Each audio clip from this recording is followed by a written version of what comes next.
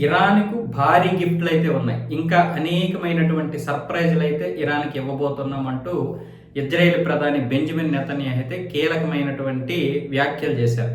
ఆ దేశ ప్రజలే ఇప్పుడు ఆ ప్రభుత్వాన్ని కూలదోసేసి కొత్త ప్రభుత్వాన్ని ఎన్నుకునేటటువంటి పరిస్థితి వస్తుంది. ఎంతో మంది నాయకులు ఇరాన్కి చెందినటువంటి వారు చనిపోయారు. ఇప్పటికే అది బలహీనమైనటువంటి వ్యవస్థగా తయారైంది. ఏవో 4 క్షిపణులు పట్టుకొని వేలాడుతుందన్న విధంగా బెంజమిన్ నెతన్యాహు అయితే మాట్లాడడం జరిగింది. అక్కడ పాలన కూలి మళ్ళీ ప్రజా పరిపాలన వచ్చినంత వరకు కూడా ఇరాన్లోను ఇజ్రాయెల్లోను శాంతి ఉండదు. మళ్ళీ శాంతి మా దగ్గరికి రావాలంటే ఖచ్చితంగా అక్కడ ప్రభుత్వ మార్పు అయితే జరగాలి, ప్రజా పరిపాలన రావాలి. ప్రజలు అదే కోరుకుంటున్నారు.